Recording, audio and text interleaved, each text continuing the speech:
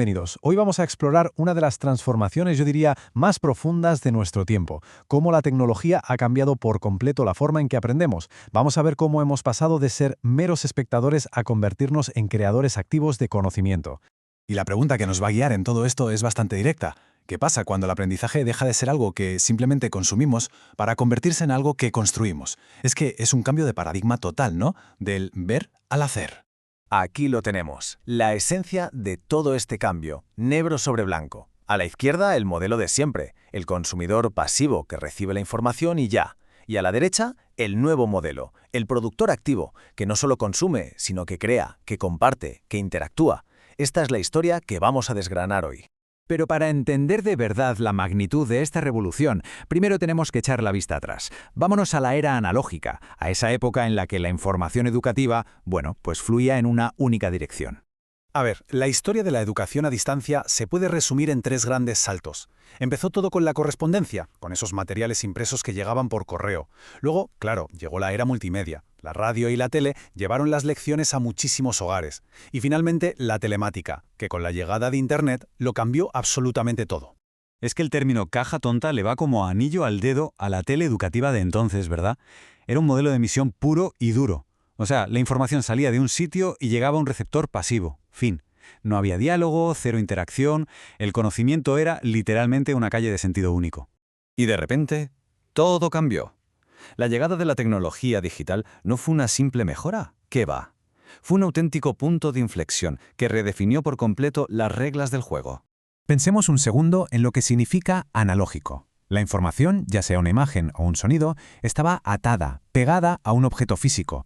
Una cinta de casete, un disco de vinilo, una cinta de vídeo. Era algo lineal, que se iba degradando con cada uso y que además era súper difícil de editar o copiar. Y ahora pensemos en lo digital. Aquí esa misma información se convierte en datos, en una simple secuencia de ceros y unos. Y esto, que parece una tontería, la libera por completo de su atadura física. De repente, el contenido se vuelve infinitamente editable, se puede copiar 1000 veces sin perder calidad y se puede distribuir al instante a cualquier rincón del mundo. Y esta diapositiva resume el porqué de la revolución. Son 10 ventajas clave, pero en el fondo se reduce a que todo se volvió más pequeño, más barato y muchísimo más fácil. Desaparecieron las tintas, la edición se simplificó hasta el punto de poder hacerla en casa y la distribución por Internet se hizo instantánea. Vamos, que se democratizó el acceso a las herramientas de creación para todo el mundo. Esta tabla ilustra la diferencia de una forma brutal. Fijémonos bien. El rol del usuario pasa de ser pasivo/receptor a ser activo. El servicio ya no es solo difusión de contenidos, sino acceso a contenidos. Y la interacción y la adaptación, que en el mundo analógico eran un no rotundo, aquí se convierten en un sí en mayúsculas. Claro, con esta nueva tecnología digital no tardó en aparecer todo un ecosistema de herramientas que transformaron el aprendizaje de arriba a abajo. Este gráfico puede parecer un poco lioso al principio, pero es clave para entender el panorama actual. Divide las herramientas educativas en dos ejes. El horizontal va del rol de consumidor al de productor. Y el vertical mide el nivel de interacción, de bajo a alto.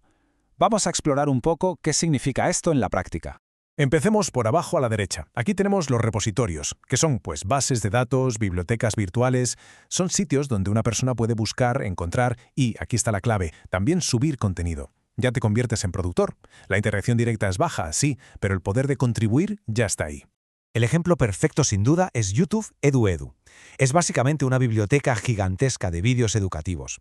Se puede consumir contenido de miles de instituciones, claro, pero lo más importante es que cualquiera puede crear su propio canal y subir sus propias explicaciones. Te conviertes en un educador para el mundo entero. ¿Vale? Ahora vamos a subir por ese eje vertical del gráfico, vamos hacia una mayor interacción. Y aquí es donde el aprendizaje deja de ser un monólogo para convertirse en una conversación, en una experiencia inmersiva. El concepto de T-Learning, que es básicamente aprender a través de la tele, evoluciona de forma radical. Ya no es solo ver un documental. Ahora, mientras lo ves, puedes recibir materiales extra, hacer un test para ver si lo has entendido, o navegar por otros contenidos relacionados. Todo desde el mando del televisor. Y aquí lo vemos en acción. A la izquierda, un menú típico que te permite navegar y elegir qué quieres aprender. Pero a la derecha, tenemos algo mucho más potente. Un vídeo que de repente se para y te pregunta: ¿Y ahora qué haces? El espectador tiene que tomar una decisión que cambia la historia. El aprendizaje se convierte en una experiencia. Y ya la cima de la interacción la encontramos en los mundos virtuales. Pensemos en esto. Ya no es una pantalla, es un espacio. Aquí, a través de avatares, se puede interactuar en tiempo real con otra gente, colaborar en proyectos, explorar simulaciones en 3D súper complejas. Pero lo más increíble es que se aprende haciendo, construyendo, descubriendo de una forma que, vamos, antes era pura ciencia ficción. Y así, poco a poco, el círculo se completa. Este viaje desde el receptor pasivo nos ha llevado no solo a ser participantes activos, sino a convertirnos en verdaderos creadores de nuestro propio aprendizaje. Esta cita lo resume de una forma demoledora. La barrera para crear contenido simplemente se ha esfumado.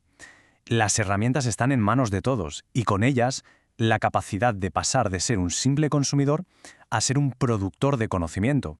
Así que el punto central de todo esto es que hemos pasado de un monólogo a un diálogo.